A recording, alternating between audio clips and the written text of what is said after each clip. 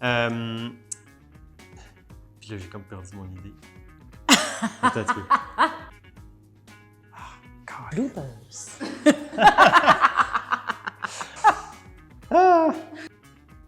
OK, oui, c'est ça, OK. J'étais dans le truc. Parfait, je l'ai retrouvé. OK.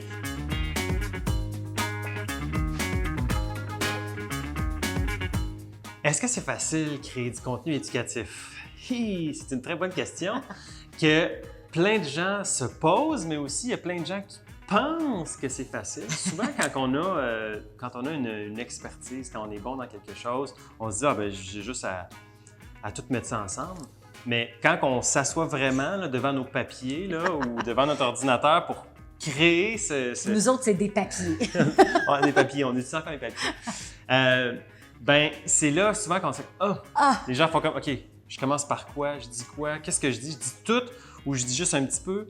Là, ça devient là, tout d'un coup là, le néant. Oui, Le parce néant. que des fois, c'est ça, c'est tu dis « Oh, je vais faire une formation là-dessus, tu sais. Oh, ça va être facile, papa. » Là, justement, comme Nicolas le dit, t'arrives, tu t'installes devant ton truc, là, puis là, tu fais comme « OK, mais là, je peux parler de ça. Mais là, si je parle de ça, faut que je parle de ça aussi. Mais là, si je parle de ça, ça vient avant. » Fait qu'il y a un casse-tête à construire. Puis à un moment donné, il faut comme se donner une espèce de limite, un terrain de jeu. Tu sais, parce qu'on pourrait faire une formation qui est comme une encyclopédie qui durerait des années, tu sais, mais à un moment donné, il faut s'arrêter, tu sais.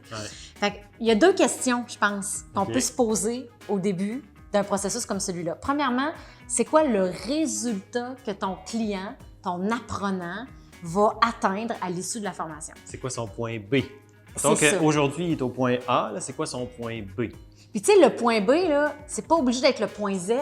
Tu sais, ça peut être juste le point B, puis tu vas peut-être avoir une autre formation qui va permettre aux gens d'atteindre le point C, puis une autre formation pour leur permettre d'atteindre le point D. Mais l'erreur, c'est tout de suite voir la grosse affaire, puis là, ça devient big, puis là, on se décourage, tu sais. Fait que trouver cette espèce de résultat, de point B, puis après ça, de se poser la question, quelles sont les étapes à franchir? Ça, c'est la deuxième question. Quelles sont les étapes à franchir pour atteindre ce point B-là? Puis là, on décortique le tout. Puis là, on y va vraiment étape par étape. Là. Puis là, c'est les étapes requises pour atteindre ce point B-là. Puis ça facilite l'organisation des contenus parce qu'il faut penser à la logique de l'apprenant. Tu sais, lui, là, il ne connaît pas là, toute l'information que toi, tu connais actuellement. Fait quelles sont vraiment, là... Ça, moi, je trouve ça difficile, là. Mais de ramener, là, c'est comme, OK, non. Là, s'il a fait ça, mais il fallait d'abord qu'il ait compris ça avant. OK, bien là, ça devient ça, notre étape 2, finalement. Puis là, on joue comme ça.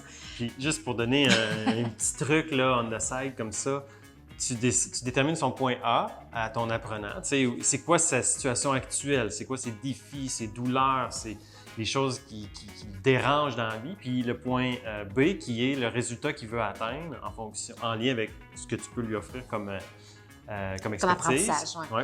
Comme apprentissage.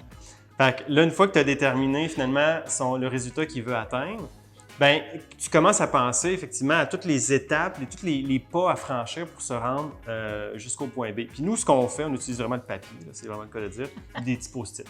Fait que l'étape 1, ça serait, je sais pas moi, faire X, Y, Z. Tu le mets sur un post-it. L'étape 2, l'étape 3, l'étape 4. Puis en y réfléchissant, ça te permet de voir, ah non, finalement, celle-là irait avant. Fait que tu peux te déplacer ton post-it pour dire, OK, finalement, ça va plus aller là.